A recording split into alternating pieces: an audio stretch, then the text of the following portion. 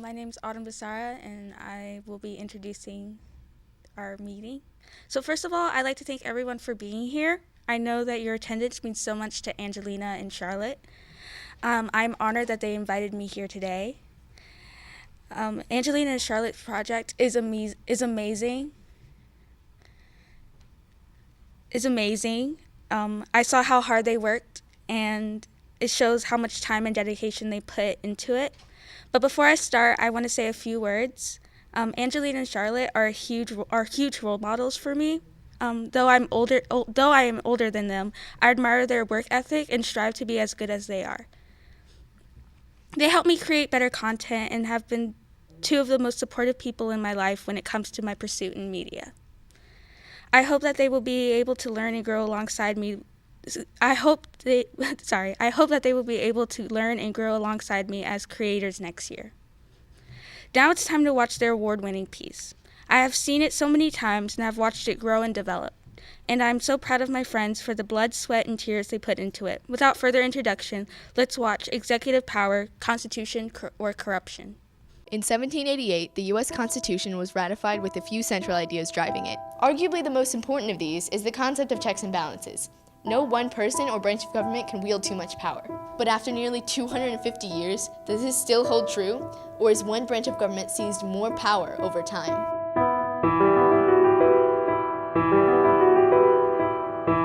Well, to understand and identify executive overreach, we must first understand what powers the executive branch is supposed to wield. Article 2 of the Constitution vests executive power in the hands of the President. This includes military command and the power to grant pardons and make treaties with the approval of Congress. Moreover, the President is also in charge of appointing people to his administration and to federal committees and commissions such as the Federal Reserve. That being said, it is important to note that the Constitution gives Congress the sole power to declare war through the War Powers Clause. Executive power has certainly evolved since the Constitution was signed. For example, over time, presidents have signed more and more executive orders. Ulysses S. Grant signed 217 executive orders during his 8 years. Before him, no president had signed more than 80. Every president since George Washington has issued executive orders and taken executive actions. But you have to, keep them within a fair legal band. There's always a question of degree. Is it too much or is it too little? We can also find evidence of this in Bush's wars in Iraq and Afghanistan, Obama's conflict with ISIS, and Trump's Syria airstrikes. Under the Constitution, and for very specific reasons, we were not supposed to have offensive war initiated unless by vote of Congress. It is true that in the modern era without war declaration, Congress typically passes an authorization of military force, or AUMF. An AUMF gives the president powers to, use military force. That being said, some of these conflicts have not just been uses of military force. Iraq and Afghanistan were labeled wars. Ultimately, these examples suggest that executive power has grown, perhaps unconstitutionally, especially in the past 70 years. The Korean War in the early 1950s was the first conflict in American history in which Congress did not declare war. Since then, every armed conflict has been started by the president. It is possible that without several presidents unconstitutionally initiating military conflict, the country could avoid war, most notably the wildly unpopular Vietnam War. Finally, we can look to the recent net neutrality debate. Mozilla reports that in a recent poll, 76% of Americans support current net neutrality regulations. Despite this fact, the Federal Communications Commission, or FCC, repealed net neutrality rules. We will call the vote. Commissioner Clyburn. I dissent. Commissioner O'Reilly. Aye. Commissioner Carr. Aye. Commissioner Rosenworcel. I dissent. The chair votes aye. The item is adopted with editorial privileges granted as requested. Thanks to the staff for your terrific work on this item. It is crucial to note that 3 members of the FCC, including the chairman, were appointed by President Trump. The other 2 members were appointed by former President Obama. So, the question stands. Did the executive branch overstep its boundaries by repealing popular regulations and going against public opinion? If so, what can we do to prevent executive overreach in the future? While we're exploring the expansion of the president's power, we must also acknowledge how that power has not only expanded, but evolved with the turn of the century. Individuals can garner thousands, even millions of supporters through social media. In President Trump's case, he used the power to make public declarations and claims through Twitter, reaching over 21 million users. Trump has grown infamous for his brevity on Twitter, bringing about new conflicts, arms races, and threats of war. At what point does his social media presence need to be checked by other branches and committees? It's hard to argue that executive power has not grown since the Constitution was first written. Some believe that, in order to offset these changes, new checks and balances must be established in order to prevent corruption. Virginia Senator Tim Kaine has been a longtime advocate for limiting executive power, especially with regard to declaring war. I think the Article 1 and Article 2 powers have shifted over time where Congress has abdicated a lot of responsibilities and allowed those decisions to be made by the executive in a way that we shouldn't. But really, presidents of both parties have kind of devolved to a notion where the president often believes, I'm not constrained, I can do anything I want. And I view that as very dangerous to the country. President Obama began U.S. military involvement in a military campaign against Libya without a vote of Congress. President Obama started an offensive war against ISIS without a vote of Congress. President Trump has fired missiles at Syria without claiming that the U.S. was at all at threat. It seems like the practice these days is administrations feel like they have war-making power, which they don't. And I fault administrations for that, but I fault Congress even more. While members of Congress like Tim Kaine make a compelling case against executive power, there are some believe that it's advantageous for the country. Former Press Secretary Sean Spicer believes that the current Trump administration has used executive powers responsibly and wisely. He openly defends Trump's use of executive power, whether it be an executive order or a presidential memorandum. This is a sentiment shared by many in the Trump administration. Ultimately, they believe that the president is justified in acting unilaterally when exercising executive powers. In other words, it's imperative for the country to have a strong president. America was built on the concept that in a group of people with diverse points of view, each point of view should be heard. While that concept still stands strong today, are voices being heard or ignored? Let's go to Washington, D.C., our nation's capital, and see just that.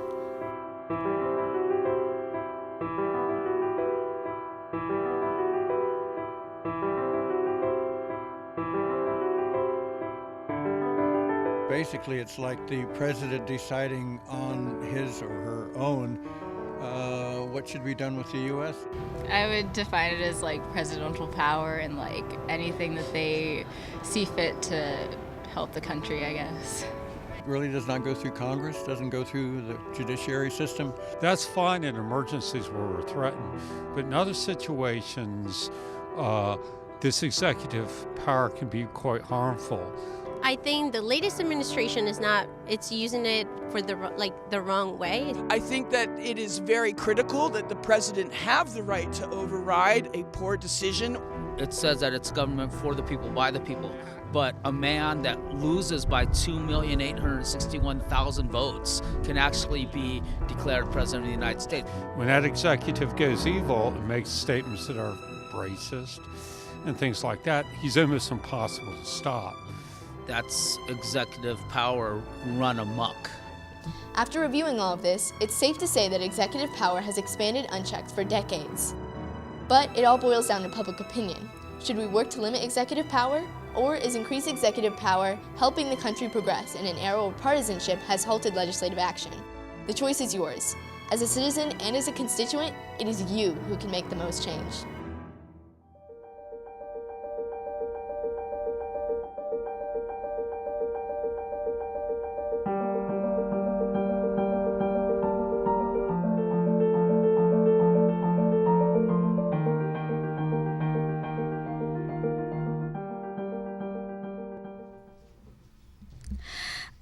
So now I would like to introduce Ms.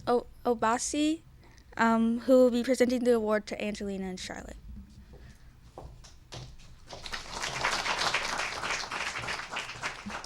Hi, good morning, everyone. So thank you so much for having me. My name is Ndidi Obasi, and I'm here on behalf of C-SPAN. So C-SPAN, every year since 2006, we've done this Student Cam documentary competition. So every year we have a different theme, and this year's theme was the Constitution and You. So students who are eligible to apply are students between middle and high school, and any students within the country are eligible to apply for this or submit a documentary. So this year's theme, the Constitution and You, students just had to pick any part of the Constitution and explain why it's important to them. So just to give you an understanding of just how impressive this win is, 5,700 students submitted over 2,989 entries, and we had entries in from 46 states and Washington, D.C. So out of all those students, only 150 winners were chosen. So percentage-wise, that's only about 5% of the entries that were submitted actually won awards. So it's incredibly impressive, and I am very proud of Angelina and Charlotte for their win, and more importantly for your video. It was very well thought out, and it was great. I thoroughly enjoyed it, and I hope you all did as well. So what I'll do now, I'd like to invite you two to come up just to answer a few brief questions, I promise, not very painful, very easy stuff. So feel free to join me up on stage. Hello. Okay, so I'll ask a few quick questions. First, this incredibly tough one. What was your inspiration for making this film? So initially we were inspired by the net neutrality debate because that was a really hot topic at the time that we were making this video. Sorry, she wants us to come up here. So that was a hot topic at the time when we were making this video. And so we initially started with net neutrality, and then we decided that we wanted to focus more on Article 2? Article 2. Article 2 of the Constitution. And then from that, Angelina developed a script. And we really wanted it to focus on the evolution of executive power to get us to the point we are now, where everything sucks with executive power. And so we just wanted to draw those conclusions and see how it got where it got. So I noticed, I don't know if anybody else did, but you had a very interesting and important interviewee, Tim Kaine. How did you go about getting your interviews for your film? So for Tim Kaine, a lot of that was actually luck, because we submitted a request through his Contact Me page on his website, and I'm sure he gets like so many emails through that. And then we submitted that before winter break, right when we started doing the project, and then it was like a month or so later when one of his staff members emailed me like out of the blue, and we were like, oh my god, he actually responded. So yeah, and then from there it was like 5 days later we were at and then we also had our mayor, Allison Silberberg, say a few words too. And we did the same thing. We just emailed her. Yeah. So what advice would you give to any students or anybody that might be interested in entering in this competition next year? Plan ahead, for sure. Plan ahead. We could have. We did some planning, but it was also like a lot of that was definitely done in the last few weeks before. Or even the hours, deadline 2 hours before. Which actually, first of all, like, thank you to our teachers for that. Yeah, because thank you so much. That when that shot of her narration in the hallway was done at 10 o'clock the night before it was due, because we had 2 nights before. 2 nights before? Two nights before. We were a little bit better than that. But so, because we had done it so many times and we just weren't happy with it. Yeah. But they that was sat like the through third it time and let us make it what it was. Yeah. Because we were at school until almost midnight, 2 nights in a row. Well, like 4 for me. Yeah, Charlotte was here even more than I was. But so, yeah, really, we owe it a lot to our teachers for being here for us and helping us so much. Yeah. But for other students, I'd just say, like, plan ahead. Make sure you have a good support system. Yeah. Like we did. And the foundation for a good video is a good script and a good plan. And so to have a good video, you need to be able to time it out, like time yourself reading the script and have a good script that gets the message across and makes a strong claim. Well done. I would not have known that you waited that long for watching that. It was very, very well done. So I'd like to welcome Senator Adam Ebbin and also Representative Chanel Herring up to help me congratulate you all. I know they have a few remarks they'd like to make. Okay. Do you sit back down? Yeah. Oh, no, you guys can stand just to the side if you like. Okay. Congratulations. Thank you. Sorry, thank you. Congratulations. Thank you, Ndidi. I'm Adam Ebbin from the Virginia Senate, and I would like to say to those that were watching on video, hello, Titans. TC's got a laundry list of accolades that fill the trophy cabinets for dominating in the classroom, the basketball court, on the Potomac, the football field, the hockey rink, and now on our TV screens. This year, I'm especially proud of TC's work on civic engagement. We've seen the work that your students did from Students Demand Action, registering people to vote. But now, Charlotte and Angelina have taken it to another level. They are continuing this tradition by being recognized for creating one of the most impressive videos nationwide by C-SPAN. And I'm convinced that this is just the start.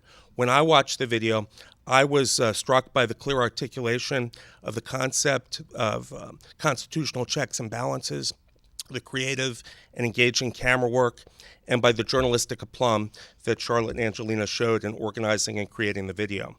As a legislator, I know how important it is how critical it is really for executive and legislative branches to function co-equally.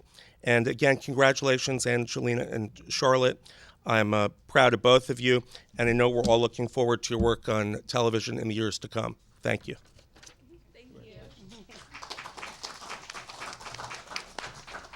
So Angelina and Charlotte, everything that Senator Adams said is absolutely right. And I'm Delegate Charnel Herring, and I represent the West End of the City of Alexandria in the House of Delegates. I am inspired by your work. It is very professional, and there is a journalistic quality that is pretty amazing. And I'll just say, as a woman, I am glad to see more women entering the filmmaking process. And it's very important that we are there and present and telling stories and getting a perspective that was so very professional. And I want to congratulate T.C. Williams, your program, and the teachers who that dedication to be here at 10 o'clock at night.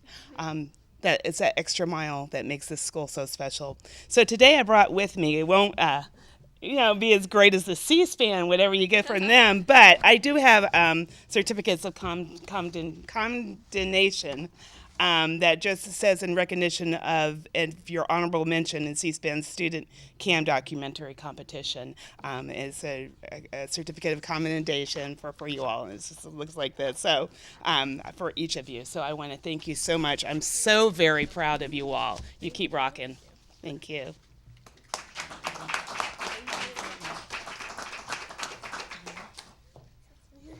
So as she briefly mentioned, we do have some certificates for you all from C-SPAN. So this one is for Angelina. There you are. And this one is for Charlotte. Congratulate you both on your honorable mention win. And with that comes a check for $250. Not with me, should be receiving shortly, but don't worry, it's on its way. Again, just on behalf of C-SPAN, I want to thank you all for being here and for watching, and I want to thank you both tremendously for entering a submission, also for winning, and just showing everybody that, the youth, they do have a voice, they are interested in what's going on, and they want these stories to be told. Oh, yes, I'm sorry. I also wanted to welcome Superintendent Berlin if you wanted to make a few remarks. Thank you. I just want to add my words of praise to Charlotte and Angelina. I told them earlier that I thought I knew a lot about executive powers, and then I watched their film and learned a lot more. So thank you so much. I know there are social studies teachers smiling broadly at your work. So thank you, and congratulations. Thank you.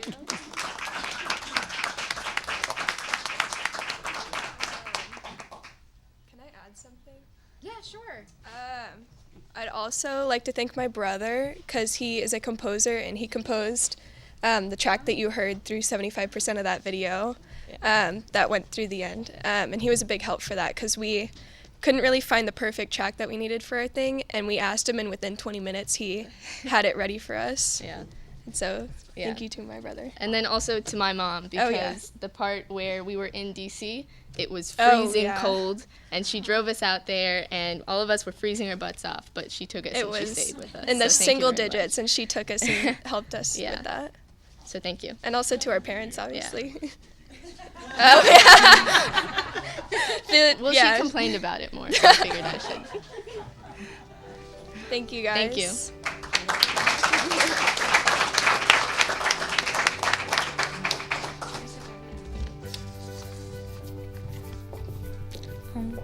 So thank you for being here again.